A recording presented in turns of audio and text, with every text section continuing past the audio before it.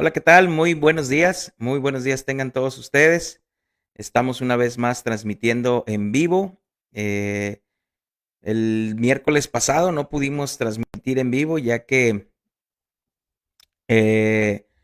ya que estuve allí algunos contratiempos, entonces sí se me dificultó poder hacerlo en vivo, pero ya, bendito Dios, por la gracia y misericordia de Dios, pues aquí estamos ya para transmitir en vivo. Entonces,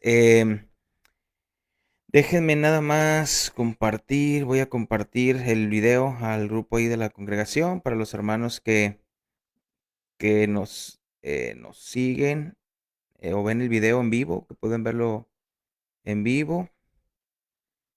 Hay algunos hermanos que sí lo pueden ver en vivo, lo ven al momento, hay otros que pues no pueden, no lo ven en vivo, ya lo ven ya que se desocupan de sus trabajos o algo así, entonces, pero voy a mandarlo.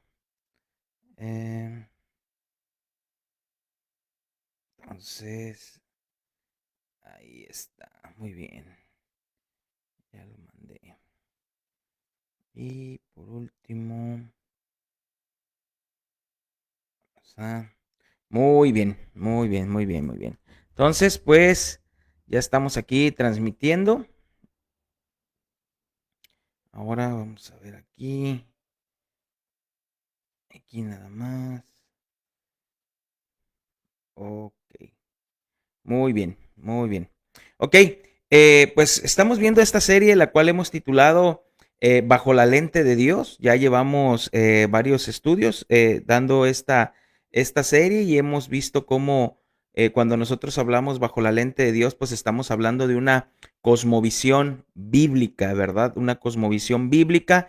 Y cuando hablamos de cosmovisión, pues estamos hablando del cosmos, del mundo y una visión. Cuando decimos cosmovisión bíblica es cómo Dios ve al mundo. Y decíamos que de esta manera nosotros como creyentes debemos de ver el mundo de la misma manera que Dios la ve. ¿Y cómo nosotros vamos a ver el mundo? Pues a través de la palabra de Dios. Decíamos que la Biblia es esa lente o esa lente o esas lentes que nosotros como creyentes necesitamos, que nosotros como creyentes debemos de tener siempre puestos, ¿verdad?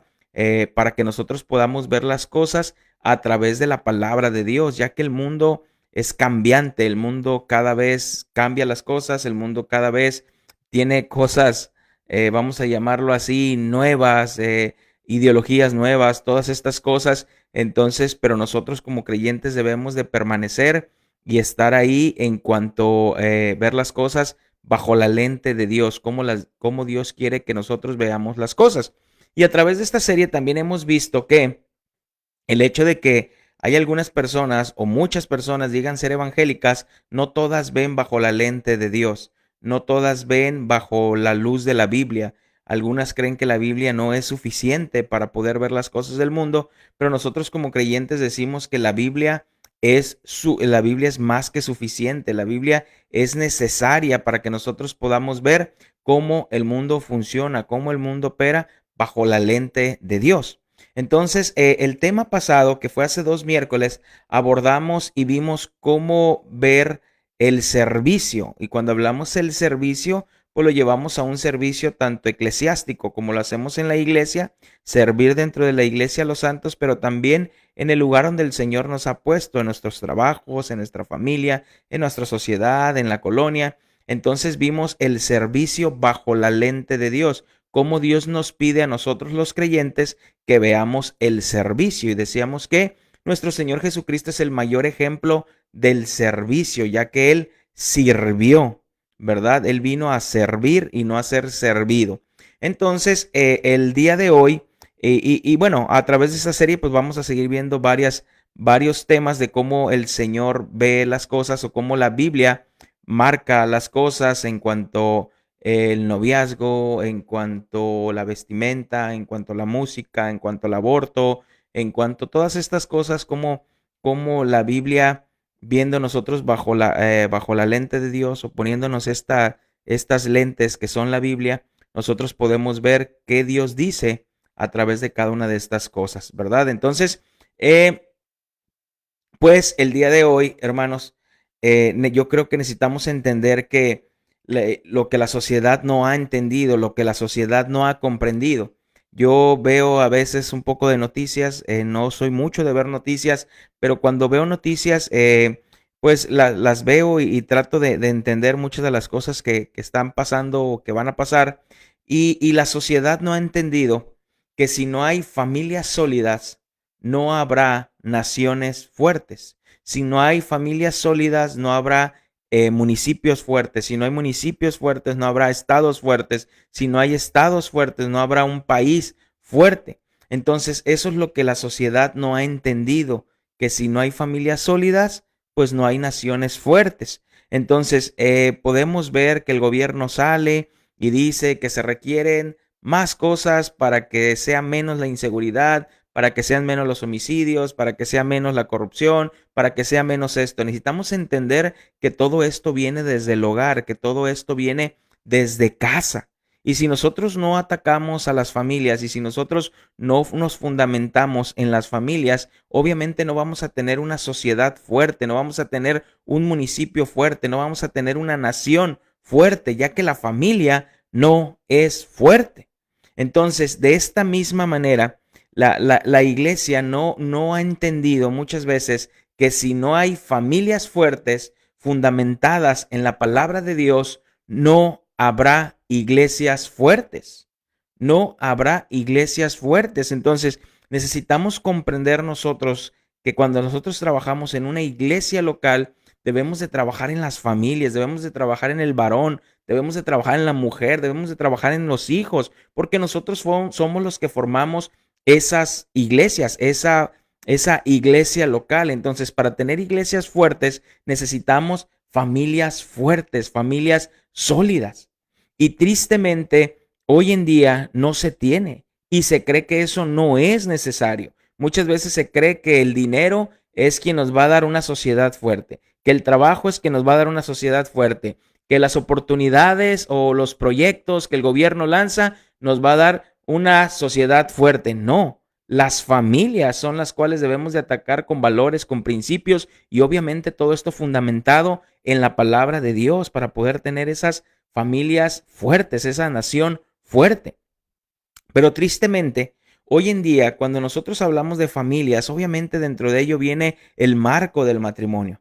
Y hoy en día existen frases como estas cuando nos enfocamos en el matrimonio y decimos, o las personas, perdón, dicen, el matrimonio es el peor negocio del mundo. Esta es la forma en que a veces se expresan del matrimonio. El matrimonio es el peor negocio del mundo. ¿Quieres hacer un buen negocio? No te cases. Para empezar, no te cases.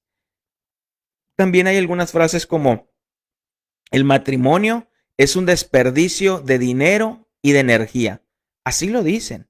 Entonces, inclusive una vez veía ahí un meme o algo así, donde una imagen donde un hombre le está pidiendo matrimonio a una mujer y está abriendo el estuche del anillo y le va a pedir matrimonio ahí y la pregunta que le está haciendo el varón a la mujer es, ¿quieres arruinar mi vida? Entonces, todas estas cosas es como la sociedad cree que es el matrimonio. Inclusive tú les preguntas a las personas ahora, ¿para cuándo te casas? A esos matrimonios, a esos noviazgos que ya tienen mucho tiempo, o esos jóvenes que nomás están sin formalizar algo, les preguntas, ¿cuándo te casas? Inclusive algunos de ellos te dicen, no, pues no estoy tonto, no estoy tonto para hacer eso. Y al nosotros a escuchar cada una de estas respuestas en cuanto al matrimonio, pues obviamente vemos la condición de la persona y podemos darnos cuenta la condición en la cual está nuestra sociedad. En cuanto al matrimonio, el matrimonio ha sido muy desvalorado, el matrimonio ha sido muy desvirtuado y repito, muchos creen que el matrimonio es el peor negocio que alguien puede hacer. Cuando la palabra de Dios nos dice todo lo contrario, bajo la lente de Dios, que es su palabra, podemos encontrar que el matrimonio es una bendición, que el matrimonio es algo instituido por Dios. Y eso es lo que quiero que veamos en esta mañana, el matrimonio bajo la lente de Dios. El matrimonio bajo la lente de Dios. ¿Cómo Dios ve el matrimonio? No la sociedad, no el mundo, no las ideologías, Dios, el autor del matrimonio, ¿cómo lo ve? Entonces, el matrimonio, quizás el matrimonio que estás viviendo hoy, tú en día, el matrimonio que vives hoy en día, es un matrimonio de una conducta aprendida en casa. Quizás sin darte cuenta estás llevando un matrimonio igual que el de tu padre, y el de tu madre. Quizás bueno, quizás malo, quizás regular, vamos a ponerlo así. Y lo estás llevando tal cual, tal cual. Quizás estás llevando un mal matrimonio y no te has dado cuenta de ello. Pero el hecho de que tú piensas que traes una Biblia bajo el brazo, piensas que tu matrimonio es distinto.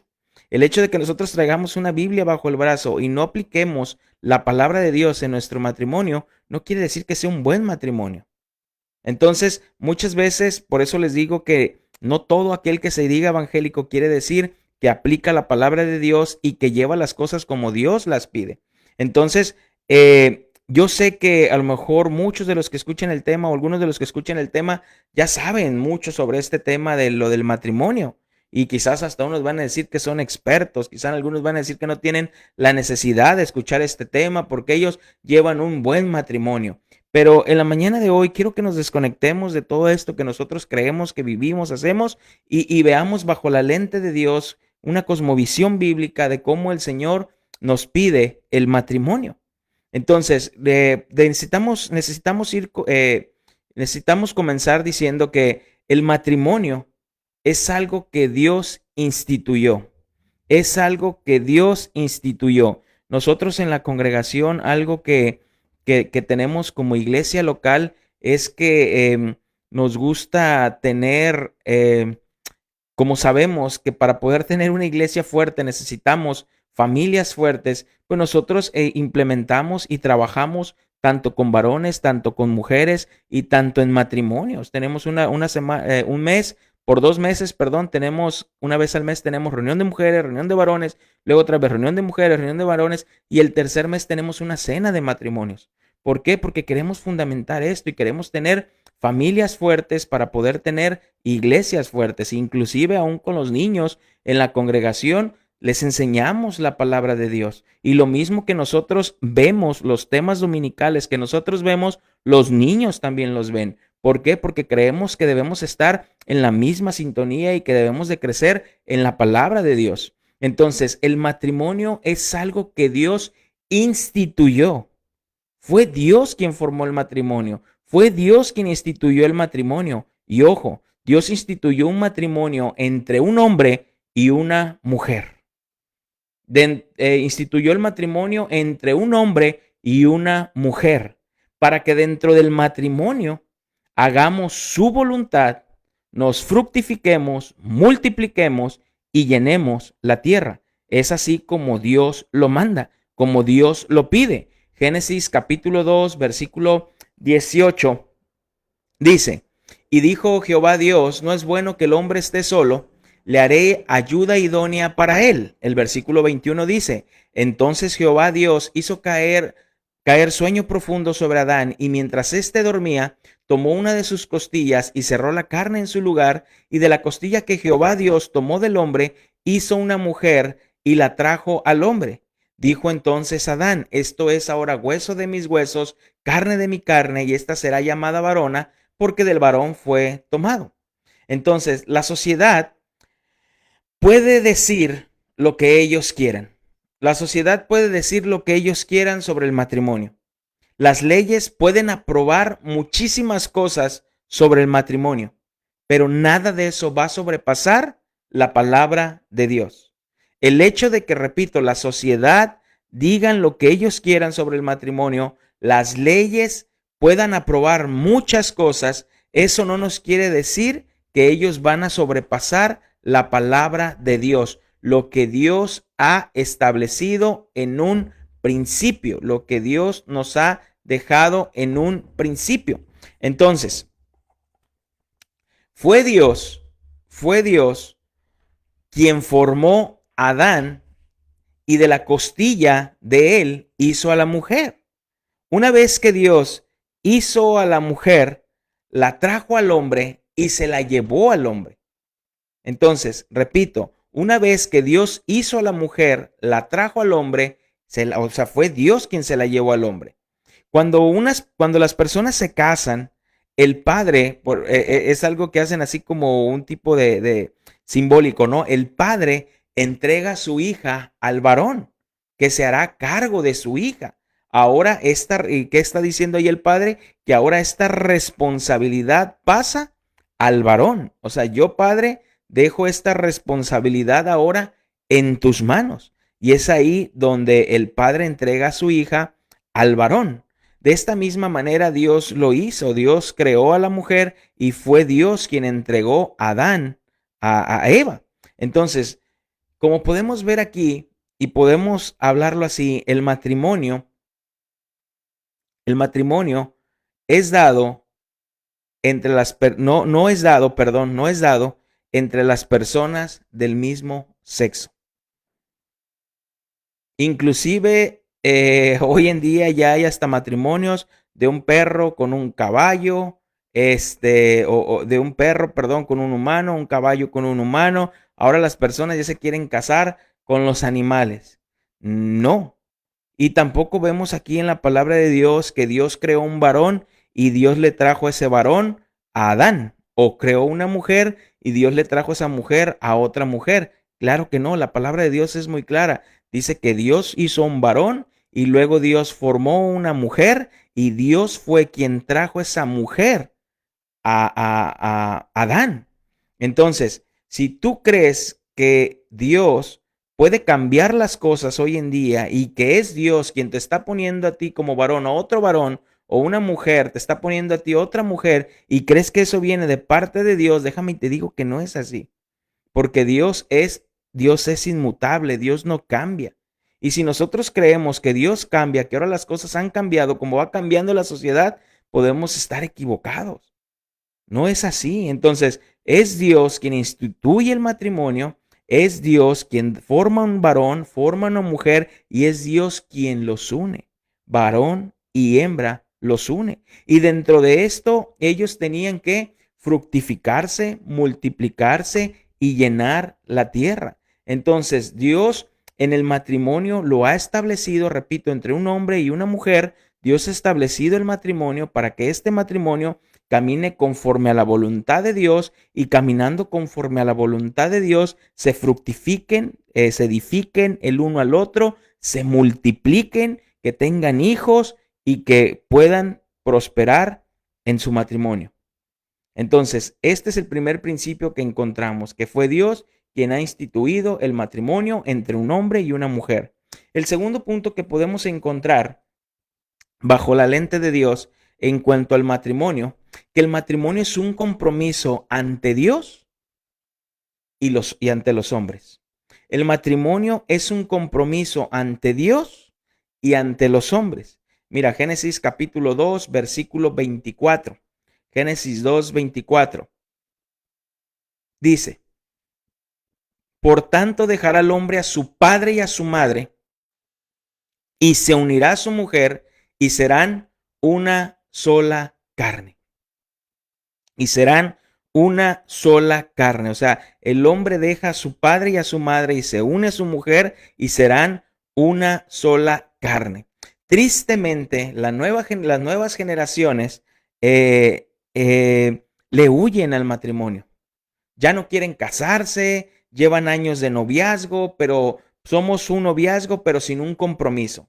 Tenemos 5, 6, 7, 8, 10, 12, 13 años de noviazgo, pero no hay un compromiso más allá. Inclusive muchos jóvenes ya ni siquiera quieren entrar al compromiso del noviazgo. Ahora le llaman que son amigos con derechos. Podemos tener relaciones sexuales, podemos pasar un buen tiempo, podemos ir al cine, podemos hacer esto, pero no hay ningún compromiso, ni de noviazgo, ni mucho menos de un matrimonio. Solo somos amigos con derecho. Esto es triste, esto es perverso y esto viene de las mismas llamas del infierno. Entonces no es así como Dios ha establecido las cosas. Y muchas veces cuando el noviazgo, por fin el noviazgo, se animan a vivir juntos, lo hacen pero sin casarse. No quieren casarse, dice, porque así, ¿por qué no quieren casarse? Porque así es más fácil huir de la responsabilidad. Vamos a juntarnos mejor para ver si esto funciona, para ver si va a funcionar. Y si esto no funciona, pues nos dejamos. No, Dios así no ha instituido el matrimonio. Dios ha instituido un matrimonio que es un compromiso ante Él y ante los hombres. Entonces, por eso dice, dejará el hombre a su padre y a su madre y se unirá a su mujer. Y tristemente, repito, hoy vemos a los jóvenes que no quieren casarse. Para todo ponen peros. Para todo le ponen un pero. No, pero ya que trabaje más, no, pues ya que tenga una casa, no, ya que tenga un carro, no, ya que viaje, no, ya que haga esto, no, ya que haga lo otro. Y los jóvenes de hoy están creciendo, digo, seguimos llamando jóvenes, pero ya son personas adultas con más de 30 años y no quieren casarse, están a gusto, están cómodos en casa de sus padres, donde trabajan, lo que trabajan es para ellos, apoyan un poquito, están aquí, están allá, tiene mamá que les lava, tiene mamá que les hace de comer, están cómodos. Es por ello que no quieren casarse, no quieren entrar un compromiso más allá. Y tristemente cuando entran, como se les quita esta comodidad, lo que pronto hay es un divorcio. Por eso no duran mucho, por eso ahora puedes ver noviazgos de 8, 9, 10 años y una vez que se casan, duran 1 año, 2 años y se divorcian. ¿Por qué? Porque se les acabó la comodidad. Se les acabó la comodidad y luego eso lo tomamos de ejemplo. No, es que yo conozco un noviazgo que duró 8, 9 años, se casaron y se divorciaron. Mejor nosotros así. Pues claro, porque se les quitó una comodidad, porque entraron a un compromiso. Entonces, yo entiendo que puede haber personas o jóvenes que pueden tener cierta edad y aún no se han casado y aunque ellos quisieran casarse, aunque quisieran tener novio o una novia, pero quizás porque a veces no son tan agraciados y bueno, eso se puede entender porque realmente una persona te tiene que gustar tanto espiritualmente como físicamente y eso es muy importante. Tiene que gustarte de las dos formas, ¿verdad? Pero escucha el orden que pongo, o sea, espiritualmente y físicamente. Pero tristemente, a veces, aunque no son muy agraciados, pues se terminan poniendo sus moños. O sea, espérate, o sea, si no eres una persona tan agraciada, si no tienes muchas oportunidades en cuanto hablo y oportunidades, todo esto lo hablo en el sentido de alguien que ame al Señor, pero pues también se ponen sus moños y al final quieren encontrar una Barbie santificada, ¿no? O sea, quieren una Barbie cuando ellos ni siquiera son un Ken, vamos a llamarlo así. Entonces, tranquilos. O hay muchas mujeres así que no son, que quieren un Ken, pero ellas no son ningunas Barbies. O sea, entonces hagamos esto. O sea, busquemos algo en lo espiritual y obviamente también lo físico nos tiene que gustar, lo físico nos tiene que llenar, pero tranquilos, o sea, no pongámonos también ahí nuestros moños. Entonces, tristemente a veces los jóvenes ya repito, o con novia o las mujeres o las chavas con sus novios, ya no quieren casarse, poniendo miles de justificaciones, pero repito, no quieren porque están en esta comodidad, en la comodidad de su casa, en la comodidad de su vida y ya no quieren un compromiso más allá. Son personas que no han madurado y son personas que no quieren madurar, que no quieren madurar. Es como aquel chavo que ha pasado o aquella muchachita que ha pasado como por 5 o 6 relaciones y siempre todos tienen la culpa. A cada uno le pone una excusa, con cada uno tiene una justificación. La pregunta es, ¿son los 5, son los 6 o eres tú? ¿O eres tú? No, no, no, es que yo busco algo es más espiritual, yo busco algo. Pues entonces, ¿para qué nada más estás lastimando corazones? Entonces, ¿para qué estás dando falsas esperanzas? Eso es pecado también. Eso es pecado ante Dios. Lastimar el corazón de alguien más. Entonces, hay algunos, repito, que no quieren compromiso o hay algunas personas también que no quieren un compromiso porque tienen la idea de que si una vez que se comprometan en el matrimonio, pues ya no van a poder ser infieles, mujeriegos y pues porque tienen la idea que el matrimonio ya es para ponerse en paz. ¿Cuántas personas no se conocen así? Que viven así, asá, una novia, otra novia, y aquí y allá, despapalle, despapalle, se juntaron una vez, se juntaron dos veces, y ya dicen, ya me cansé, ya me voy a poner en paz, ahora sí ya me voy a casar. Espérame, espérame, o sea, el matrimonio no es como para ya ponerte en paz, o sea, no es como para vivir una vida tan desordenada que ahora sí ya me quiero poner en paz. Y después de que tuvieron una vida, dijeran por ahí la palabra, una vida toda traqueteada, tuvieron una vida que le dieron vuelo a la hilacha, ahora sí quieren una mujer piadosa. Cuando tú no fuiste nada piadoso, cuando tú viviste tu vida como quisiste, pero ahora sí quieres una mujer piadosa, quiero una mujer virgen, porque yo ahora sí me quiero poner en paz. Digo, yo no estoy diciendo que la mujer no debe de guardar su pureza, pero espero me entiendan en el contexto que estoy hablando. Entonces, esto tampoco, pues es así. Esto no es así. Entonces, pero el matrimonio, bajo la lente de Dios, el matrimonio es un compromiso ante Dios y ante los hombres. Entonces, el otro punto que podemos ver en cuanto al matrimonio, el hombre debe de ser proveedor en el hogar. Esa es su responsabilidad. El hombre debe ser proveedor en el hogar. Esa es su responsabilidad. La mujer puede apoyar, pero no es la obligación de la mujer. La obligación es del hombre. Entonces, mira, dice Génesis capítulo 2, versículo 15. Génesis 2, 15. Dice, tomó pues Jehová Dios al hombre y lo puso en el huerto de Edén para que lo labrara y lo guardase. ¿A quién puso Dios en el huerto para que lo trabajara y lo cuidara? Al varón. A Adán, perdón. A Adán lo puso en el huerto para trabajar. Y yo sé que estos tiempos a veces que son muy difíciles, estos tiempos donde las cosas cada vez suben más, estos tiempos donde todo es más caro, yo sé que ha llevado quizás a que nuestras mujeres apoyen en el trabajo, apoyen con trabajar fuera de casa, porque una cosa es cuando tú le preguntas a alguien, ¿en qué trabaja tu esposa? No, ella no trabaja nada, está ahí en la casa. No, estar en casa es un trabajo también. Tanto el hombre trabaja como la mujer trabaja. Entonces, pero yo sé que a veces estos tiempos han llevado a que la mujer busque o nos apoye con un trabajo todavía fuera de casa. Pero yo te voy a dar un consejo. Si tú eres una persona, tú eres un varón que con tu sueldo puedes sostener el hogar completamente y tu esposa no tiene la necesidad de trabajar fuera de casa y pasar el tiempo en tu casa, en las labores de la casa, con tus hijos, así déjalo. Así déjalo. Aunque tristemente la sociedad hoy le ha metido a las personas y sobre todo a las mujeres que estar en casa es no es estar realizada. Es una persona que no tiene inspiraciones, que no es una persona que hoy el trabajo en casa está mal visto. La sociedad ha despreciado el trabajo en el hogar de la mujer. Piensan que no es un trabajo. Claro que es un trabajo.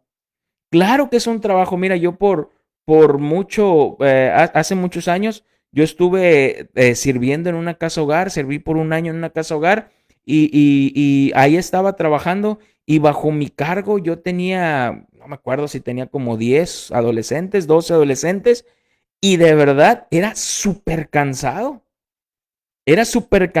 porque el trabajo era de casa, hacer tareas, llevarlos al jardín, llevarlos a la escuela, recogerlos, juntas con los maestros, ver lo del desayuno, ver lo de la comida, ver lo de la cena, ver lo de su ropa limpia, si tenían limpia, sucia.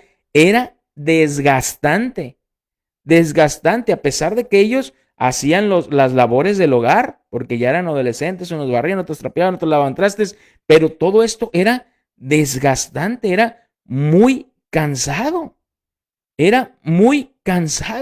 Entonces, realmente estar en casa es un trabajo, pero tristemente, repito, la sociedad ha despreciado ese trabajo y dicen que la mujer debe de realizarse. La mujer ya no es para estar en el hogar. Fíjate que la mujer, yo recuerdo que, otra vez poniendo el ejemplo, cuando yo estaba en casa hogar, a veces me tocaba trabajar con una hermana ahí de la iglesia que también ahí trabajaba. Y a veces yo me encargaba de hacer ciertas reparaciones de la casa y a veces me enfocaba en hacer una reparación y ya, yo me perdía ahí en la reparación. Y esta hermana, ella, o sea, cómo el Señor pone estos dones y estas cualidades en la mujer, de que las mujeres pueden hacer varias cosas a la vez. Lo que a veces nosotros como maridos no, como varones no. Si nosotros hacemos algo, nos enfocamos y que nadie nos hable, que nadie nos diga nada, porque estoy enfocado en una sola cosa. Cuando las mujeres pueden estar haciendo muchas cosas. Tú lo ves, van manejando, van hablando por teléfono, se van maquillando, o están aquí, están allá. Entonces tiene la habilidad para hacer más cosas a la vez que un varón. Y yo estaba ahí en casa hogar, te digo, yo a veces arreglando alguna cosa y ella me decía, hay 2 niños arriba, cuando el reglamento era que no podía haber 2 niños en el segundo piso, nada más tenía que haber uno. Entonces hay dos, porque escucho pasos. A ver, muchachos, bajen, y ya bajaban dos. ¿Qué pasó? ¿Por qué? Porque ella tenía esa habilidad, el Señor ha puesto esa habilidad en la mujer. Entonces, realmente el trabajo en casa es desgastante también. Entonces, nosotros como varones somos los responsables de proveer el sustento en la casa.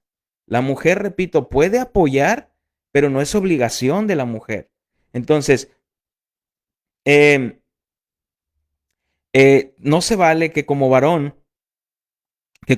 tú digas, no, pues llevo medio año sin trabajo y pues no encuentro trabajo de mi ramo, pero mi mujer es la que trabaja, ella es la que sustenta la casa, ella es la que está, porque yo no encuentro trabajo de mi ramo. No, no, aunque no haya trabajo de tu ramo, pues entonces en lo que estás buscando trabajo de tu ramo, ponte a trabajar. Ponte a trabajar en algo más, quizás no es tu ramo, quizás el Señor quiere que en ese momento, obviamente, dependas de Él, pero que aprendas otras cosas, que aprendas otras cualidades. Yo recuerdo que casi de recién casados, mi esposa y yo, es la única vez que he dejado o que me quedé sin trabajo. Ya voy para 13 años de casado, pero como a los 8 meses de casado, me quedé sin trabajo y duré sin trabajo 2 meses. Pero cuando hablo de trabajo de 2 meses, a mí me gustaban mucho las ventas y yo buscaba un ramo así en cuanto a las ventas. Me quedé sin trabajo, pero esos 2 meses yo me iba a hacer cosas. Yo me iba de ayudante de albañil, me iba de ayudante de pintor, porque en lo que yo encontraba algo de mi trabajo, porque yo sabía y obviamente no siempre tenía trabajo, porque a veces no me requerían tanto, pero en los días que me requerían, pues ahí, en los días que no, pues estaba en el hogar apoyando a hacer todo, pero nunca me quedé estático así 2 meses sin meter nada. No era lo que yo quería, pero yo sabía que era mi responsabilidad traer sustento a mi casa. Fíjate lo que dice Primera de Timoteo capítulo 5, versículo 8. Primera de Timoteo 5, 8. Porque si alguno no provee para los suyos y mayormente para los de su casa, ha negado la fe y es peor que un incrédulo. Entonces, somos nosotros quien debemos proveer como varones en nuestro hogar, en nuestro hogar. Mujer, y si eres tú también quien provee para el hogar, porque tienes por las necesidades, tienes que trabajar y quizás tú como mujer percibes más sueldo que tu marido, tampoco se lo eches en cara. No se lo eches en cara. Y en el matrimonio necesitamos tener cuidado porque no es tu dinero y mi dinero. ¿Cuántos matrimonios no viven así, separando el dinero? Lo que tú ganas, lo que yo gano es tu dinero y es mi dinero. No, eso no viene de parte de Dios. Eso no debería existir en un matrimonio. Lo que yo gano es mío, lo que tú ganas es tuyo. Tú haz con tu dinero lo que quieras, yo hago con mi dinero lo que quieras, con lo que yo quiera. Entonces llegamos a los acuerdos de que yo pago unas cosas, tú pagas otras, pero cada quien su dinero. No, no, no es así. En el matrimonio Por eso somos una sola carne. Y cuando hablamos de una sola carne, hablamos en todos los sentidos. En todos los sentidos. Entonces, hay maridos que cometen el error de decirles a sus esposas, bueno, está bien, vas a trabajar fuera, trabaja y lo que ganes es para ti, todo que sea para ti. Ten cuidado con esto y como consejo te lo digo por las personas o algunos matrimonios que me ha tocado atender, que muchos de los maridos a veces sí dicen, lo que tú ganes es para ti, tú gástalo en lo que tú quieras, no hay necesidad de que lo inviertas en la casa. Entonces, cuando a veces las cosas se ponen difíciles y cuando el marido requiere a veces dinero y dice, oye, pues fíjate que me está yendo mal y ocupamos que entre un poquito de dinero acá, la mujer a veces se queja y la mujer se lo echa en cara. O inclusive la mujer le dice, te presto, en lo que te alivianas, te presto. Y ya luego el marido está endeudado con la esposa y ya le debe 3,000, 4,000, 5,000 pesos, ya me debes, porque compré tortillas, porque compré agua, porque compré esto, porque le compré a los niños esto, todo esto me debes, aquí está lo que me debes. No, eso no es tener un matrimonio bajo la lente de Dios, eso no es tener las finanzas bajo la lente de Dios, cuando Dios nos manda que seamos uno, aún en el dinero. Entonces, algo que necesitamos comprender bajo la lente de Dios, que en el matrimonio hay problemas. No es cierto que vivieron felices para siempre. No es cierto que el matrimonio es para vivir todo el tiempo en felicidad. No, en el matrimonio hay problemas. En el matrimonio hay problemas y a veces hay problemas todos los días. Quitémonos esa mentalidad de que en el matrimonio no hay problemas. Tú puedes ver matrimonios que aparentan no tener problemas, pero problemas hay. Problemas hay, siempre hay problemas en el matrimonio. Hay problemas. Y tristemente a veces vivimos con apariencias. No, en mi matrimonio todo bien, en mi matrimonio no hay problemas. Claro que no. En el matrimonio hay problemas. Fíjate lo que dice 1 Corintios 7, versículo 28. Está hablando el apóstol Pablo y dice, sin embargo, quien se casa no comete ningún pecado. Y si una mujer soltera se casa, tampoco peca. Pero los casados van a tener problemas y me gustaría evitárselos. El apóstol Pablo es claro, dice, en el matrimonio van a tener problemas y me gustaría evitárselos. Algo que yo le digo a la congregación, algo que yo le digo a los matrimonios, es que el problema no es discutir, pelear, enojarse. Ese no es el problema, sino cómo lo vamos a resolver. ¿Cómo resolvemos las discusiones? ¿Cómo resolvemos las peleas? ¿Cómo las resolvemos? ¿Cómo las resolvemos? O sea, en el matrimonio cristiano, enojarse y decir, tengo una semana que no nos hablamos, tengo 2 semanas que no nos hablamos. O sea, ¿cómo? ¿Cómo que tienen 2 semanas que no se hablan? ¿Cómo que tienen 3 semanas que no se dirigen la palabra?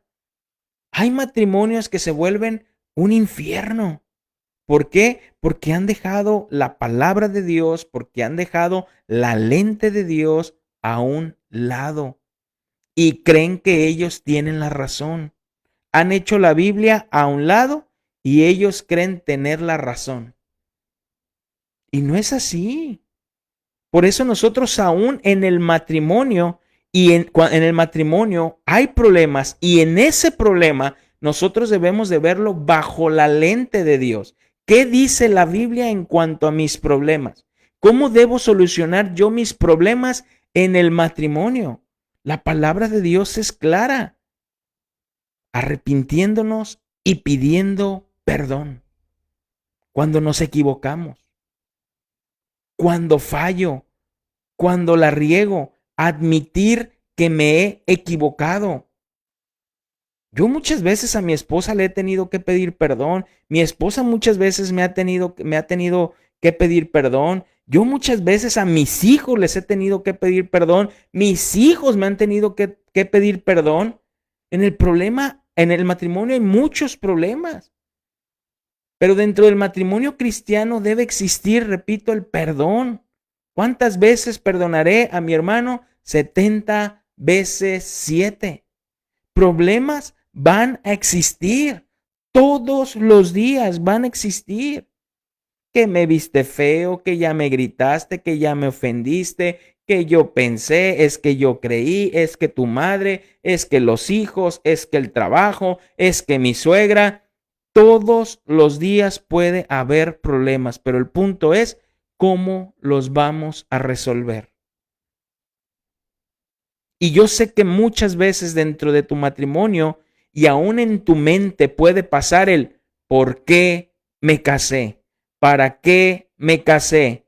Y es ahí donde Pablo, el apóstol Pablo dice en este versículo que leímos, y es lo que Pablo dice, es lo que yo quería evitar, los problemas. Pero Pablo no está diciendo que está mal que tengamos problemas. Los problemas hay porque somos gentes, somos humanos, somos pecadores, somos dos mundos viviendo en la misma casa. Pero estos dos mundos deben de tener algo en común, la palabra de Dios. La palabra de Dios. Porque si no fuera un problema, si no tuviera una solución. Pero ¿sabes qué? Tristemente el mundo nos dice que si no somos compatibles, mejor nos divorciamos. Mejor nos divorciamos. Cuando la Biblia dice todo lo contrario, que somos fierro con fierro y fierro con fierro, se afilan. El mundo nos dice, ¿tienes problemas en tu matrimonio? Divorcio. La Biblia te dice, ¿tienes problemas en tu matrimonio? Muere a ti mismo, mengua y deja que Cristo crezca. Muere a ti mismo, mengua y deja que Cristo crezca. ¿Y sabes qué es todo esto? Aún en los problemas, Dios permite que nosotros como matrimonio tengamos problemas. ¿Cómo? ¿Dios permite que yo tenga problemas en mi matrimonio? Sí. Dios permite que nosotros tengamos problemas en nuestro matrimonio. ¿Por qué Dios permite que nosotros tengamos problemas en el matrimonio? Para que nos demos cuenta de nuestra pecaminosidad, para que nos demos cuenta de nuestro egoísmo, de nuestro amor propio y que necesitamos de Dios todo el tiempo hasta que la muerte nos separe. Hasta que la muerte nos separe. En el matrimonio bíblico, en el matrimonio bajo la lente de Dios, hay una autoridad. Y la autoridad es el varón. Yo sé que a la sociedad, al escuchar esto, no les gusta. Pero dentro del matrimonio bíblico, la autoridad es el varón. Violar el orden de la autoridad que Dios nos ha dado bíblicamente es pecado. Fíjate lo que dice Primera de Pedro capítulo 3. Primera de Pedro 3 dice, en la versión Nueva Traducción Viviente dice, de la misma manera ustedes esposas tienen que aceptar la autoridad de sus esposos. Entonces, aun cuando alguno de ellos se niegue a obedecer la buena noticia, la vida recta de ustedes les hablará sin palabras. Ellos serán ganados al observar la vida pura y la conducta respetuosa de ustedes. No se interesen tanto por la belleza externa, los peinados extravagantes, las joyas costosas o la ropa elegante. En cambio, vístanse con la belleza interior, la que no se desvanece, la belleza de un espíritu tierno y sereno, que es tan precioso a los ojos de Dios. Así como lucían hermosas las santas mujeres de la antigüedad, ellas ponían su confianza en Dios y aceptaban la autoridad de sus maridos. Por ejemplo, Sara obedecía a su esposo Abraham y lo llamaba Señor. Ustedes son hijas cuando hacen lo correcto sin temor a lo que sus esposos pudieran hacer. De la misma manera, ustedes maridos tienen que honrar a sus esposas. Cada uno viva con su esposa y trátela con entendimiento. Ella podrá ser más débil, pero participa por igual del regalo de la nueva vida que Dios les ha dado. Trátenla como es debido, para que nada estorbe las oraciones de ustedes. Yo sé que cuando la mujer escucha sujeción, cuando la mujer escucha autoridad, pues obviamente lo asocian con el machismo, con una inferioridad de carácter, con esclavitud. Y los hombres, cuando escuchan que la mujer debe de vivir, debe estar sujeta a su marido, lo asocian luego con superioridad, ¿verdad? Si no, pues yo aquí en la casa soy el que mando. No, cuando la Biblia habla de sujeción, pues habla que nosotros como varones debemos ser el ejemplo de lo que es la sujeción. ¿Y a quién nos sujetamos nosotros? A Cristo. A Cristo. Muchas veces nuestras esposas, el reflejo de su sujeción es el reflejo de la sujeción de nuestras esposas hacia nosotros, muchas veces el reflejo de nuestra sujeción de nosotros hacia Cristo. De nosotros hacia Cristo. Entonces, Dios nos colocó a nosotros como jefes de hogar. ¿Para qué? Para decir, vete para allá, tú haz esto, tú haz lo otro, tú esto, tú lo otro. ¿Para mandar? No, como jefes del hogar para servir, para ser los principales, para ser principalmente nosotros los que sirvamos a nuestra esposa, a nuestros hijos, enseñarles cómo se debe de servir. Encontramos en el libro de Génesis que Eva quiso adjudicarse un título y Adán dejó que se lo adjudicara. Y nuevamente estamos viviendo esta rebelión, donde hoy en día la mujer dice que no necesita al hombre. Estas filosofías diabólicas han invadido a nuestro país, han invadido a nuestro estado, han invadido nuestra casa y estas filosofías se han metido dentro de la iglesia evangélica. No necesitamos hombres, sin ellos podemos. Y agarramos de ejemplo, y las mujeres agarran de ejemplo a sus madres. Si mi madre sola pudo con 12, yo ¿por qué no puedo con 2 hijos? Cuidado, cuidado, porque esto no es el diseño de Dios. Esto no es el diseño de Dios. Y yo sé que hay muchas personas que pueden decir, todos los hombres son iguales. No, no todos somos iguales. No todos somos iguales, porque habemos miles y millones de hombres que tememos a Dios. Y si tememos a Dios, amamos a nuestras esposas, amamos a nuestros hijos y les servimos. No todos somos iguales. No todos somos iguales. Pero yo he tenido 5 y los 5 me han tratado igual. Eliges mal. Eliges mal. No todos somos iguales. Y con este último punto termino. Solo en el matrimonio puede haber el acto sexual. O solo en el matrimonio ha sido diseñado para que el hombre tenga relaciones sexuales. Primera de Corintios capítulo 7, versículo 3, dice en la traducción lenguaje actual, el esposo debe tener relaciones sexuales solo con su esposa y la esposa debe tenerlas solo con su esposo. Ni él ni ella son dueños de su propio cuerpo, sino que son el uno para el otro.